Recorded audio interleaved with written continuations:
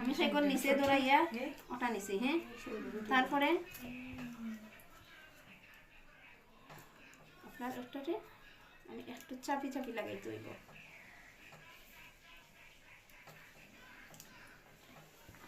পুরা চাপাইয়া না লাগাইলে আবার থাকবে ডিজাইন